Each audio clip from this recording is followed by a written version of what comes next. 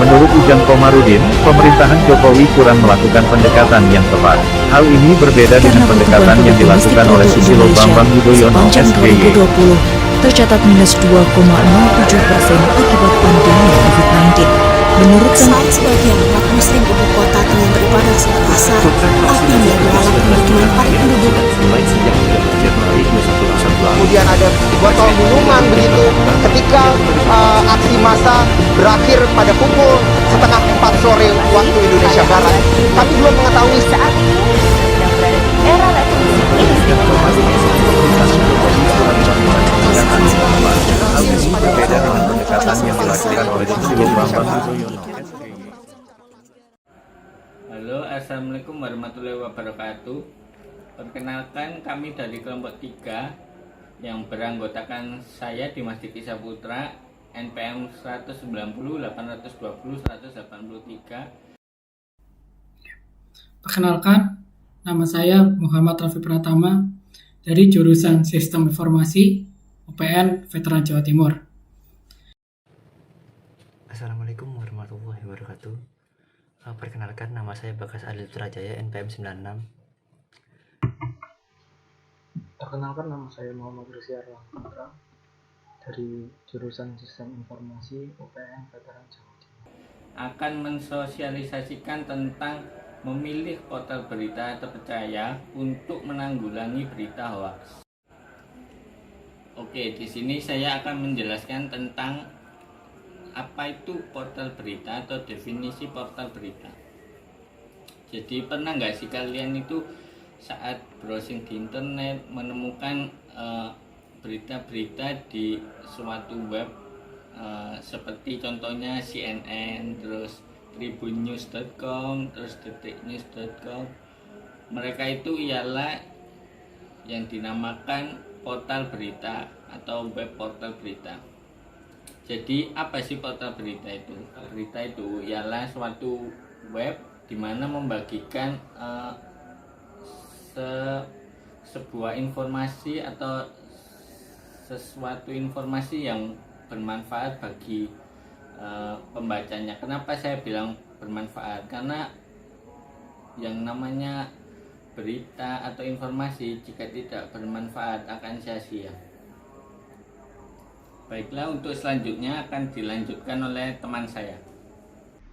Data situs berita yang paling sering dikunjungi di Indonesia, yang pertama ada Okezone, yang kedua ada Tribun News, ketiga Kompas, keempat Detik, dan kelima Kumpara. Untuk websitenya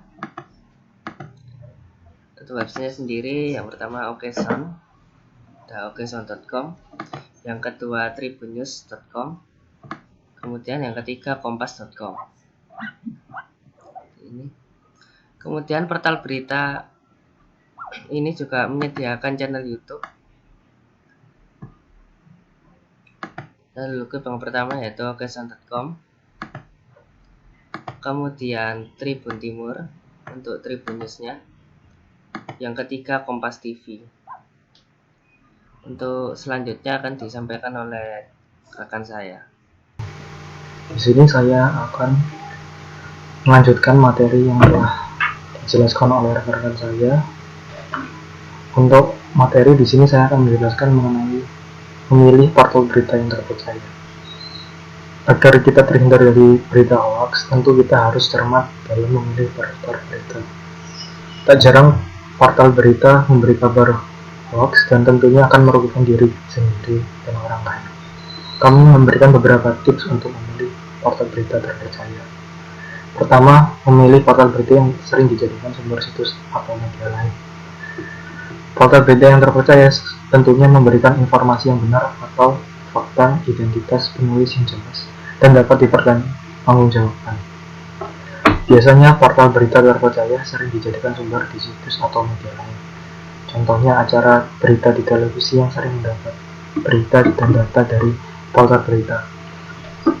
Tentu informasi yang diambil dapat dipertanggungjawabkan.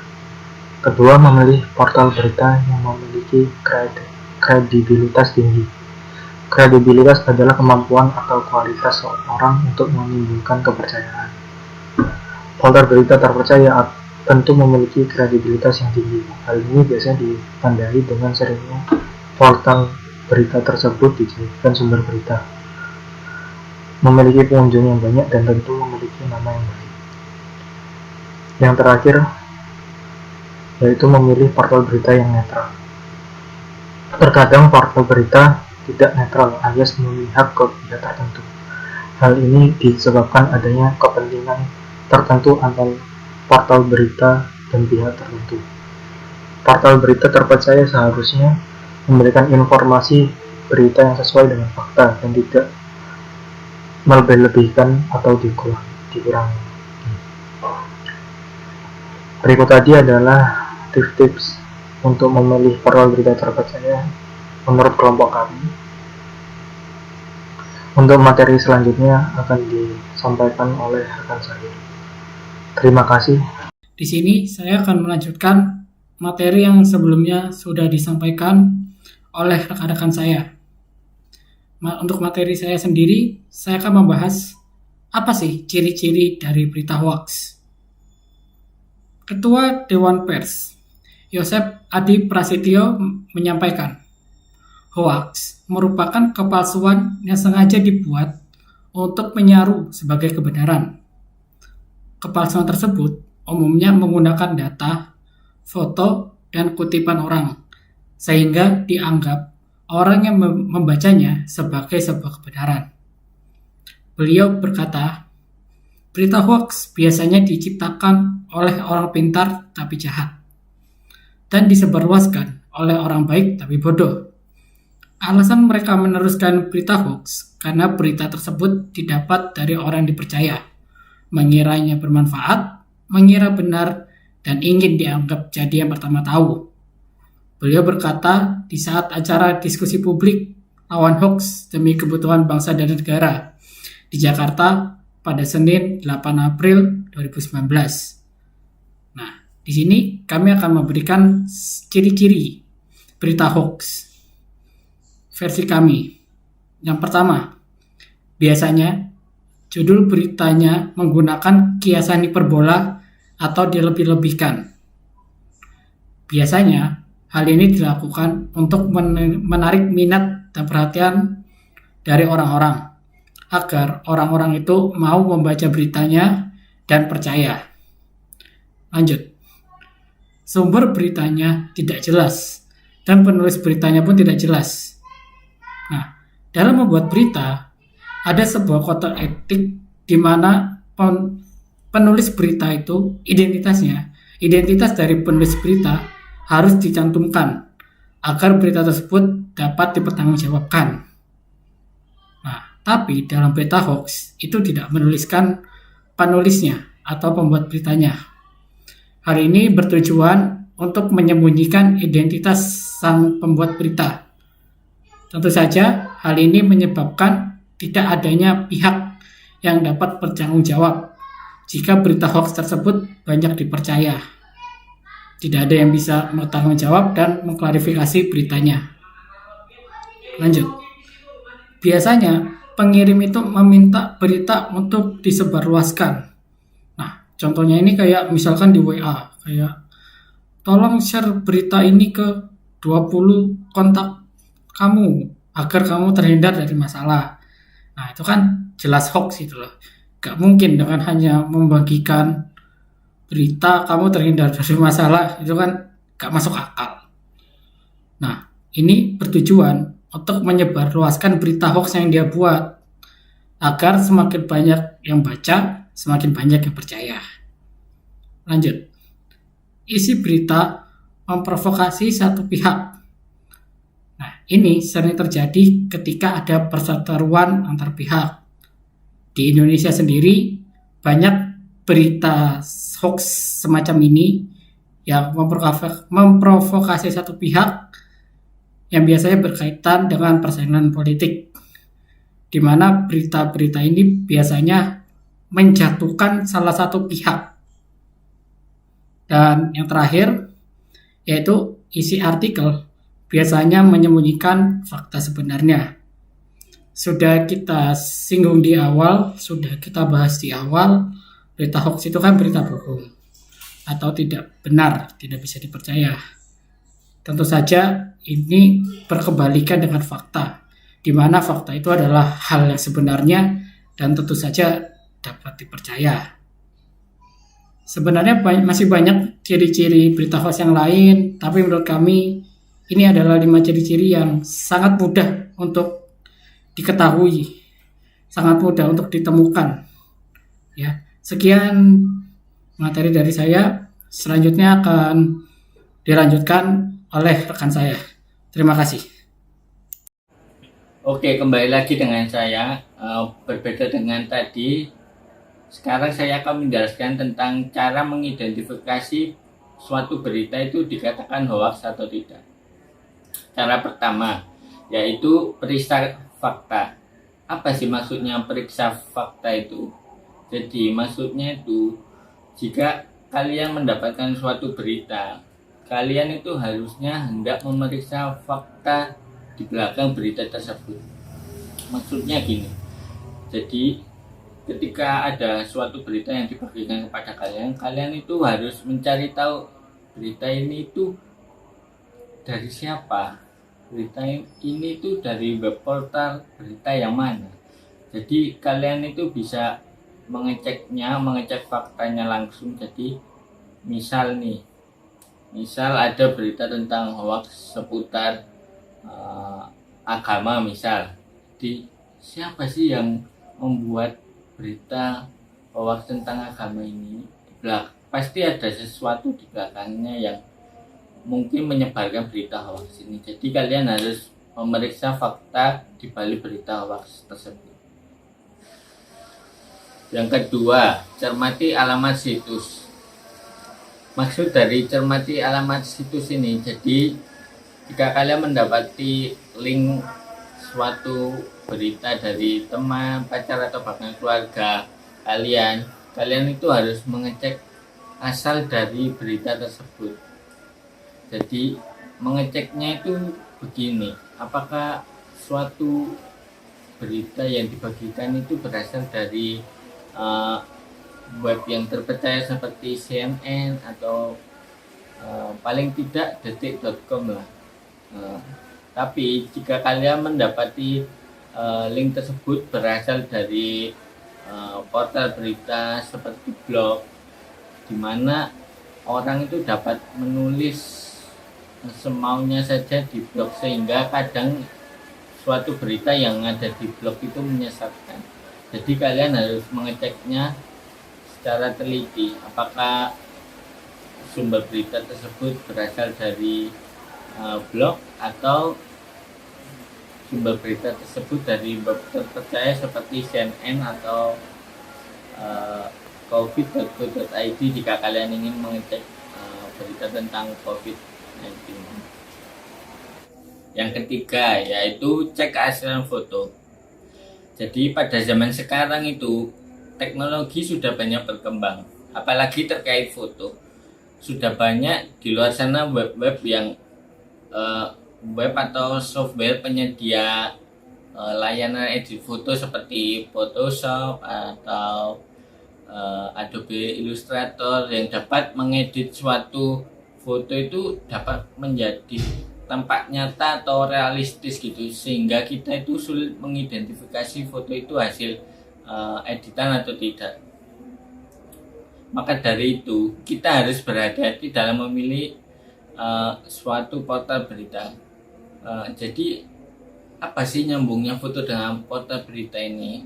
Terkadang itu suatu portal berita itu menyantumkan atau memakai suatu foto hasil editan, sehingga berita tersebut dapat menjadi daya tarik pembacanya. Padahal belum tentu benar berita tersebut. Maka dari itu kita harus berhati-hati dalam memilih portal berita, khususnya yang menyantumkan foto-foto hasil editan. Keempat, hati-hati dengan judul provokatif. Pernah nggak sih kalian mendapati suatu portal berita atau bahkan beritanya yang membuat judulnya itu provokatif atau bahkan seperti menjudge seorang gitu, seperti menghakimi seseorang. Contohnya begini, keterlaluan orang ini rasis kepada tetangganya, misal. Nah ini kan belum jelas ya melakukan apa atau melakukan kesalahan apa, itu kan belum jelas. Contohnya begitu. Jadi kita itu harus berhati-hati dengan judul yang provokatif tersebut, karena jika kita mengakses atau mengunjungi situs tersebut, kadang itu isinya dengan judulnya itu kadang sangat berbeda gitu. Jadi ada di istilah digitalnya itu clickbait. Clickbait itu artinya itu judulnya itu dibuat semenarik mungkin atau serupawan mungkin sehingga pembaca itu dapat mengunjungi atau tertarik mengunjungi situs tersebut. Begitu. Jadi kita harus melihat suatu berita itu tidak dari judulnya tetapi dari isi yang dibawakannya. Gitu. Kelima, yaitu ikut serta dalam grup anti diskusi hoax. Jadi apa sih fungsi atau tujuan ikut grup diskusi anti hoax ini? Jadi tujuannya itu kita itu dapat berdiskusi langsung dengan orang-orang di seluruh dunia atau di seluruh pulau di Indonesia untuk membahas seputar berita mana sih yang hoax atau tidak hoax, atau berita mana yang beritanya itu real atau valid gitu. Contohnya yaitu ada forum anti fitnah, hoax dan hasut di Facebook, dan ada juga fanspage dan grup Hoax Buster, Indonesia Hoax Buster. Jadi di sana itu kalian akan diberi bahasan-bahasan seputar berita mana yang hoax atau tidak hoax. Gitu. Terima kasih. Selanjutnya akan dilanjutkan oleh teman saya yang lain. Nah, di sini saya akan menjelaskan mengenai cara melaporkan kabar hoax. Nah, jika Anda menemukan kabar hoax, nah untuk mencegahnya agar tidak tersebar dan masyarakat juga salah kaprah terhadap pada berita tersebut. Jadi ada beberapa media yang dapat kita lakukan. Pada salah satu contohnya kita ambil coba Facebook ya. Di Facebook sendiri ada fitur yaitu namanya report. Nah, kita pencet yang titik di atas tuh. Kita pencet, nanti keluar tulisannya report. Nah, kita pilih report, kemudian kita pilih hate speech, harassment, rude, threatening, atau yang cocoklah dengan kategori-kategori lainnya dengan berita tersebut. Nah, jika banyak pelapor atau pengguna Facebook misalnya yang melaporkan hal tersebut, nanti juga berita tersebut pasti akan ditindaklanjuti oleh pihak Facebook, kemudian pasti akan dihapus. Nah, untuk Google sendiri Anda bisa menggunakan fitur feedback untuk melaporkan situs dari hasil pencarian apabila mengandung kabar palsu. Di Twitter juga ada, yaitu memiliki fitur report tweet untuk melaporkan tweet yang negatif. Kemudian juga ada Instagram juga demikian. Nah, kemudian bagi pengguna internet biasa, kalian juga dapat mengadukan konten negatif ke Kementerian Komunikasi dan Informatika dengan melayangkan email ke alamat aduankonten@mail.kominfo.go.id. Demikian dari saya. Wassalamualaikum warahmatullahi wabarakatuh.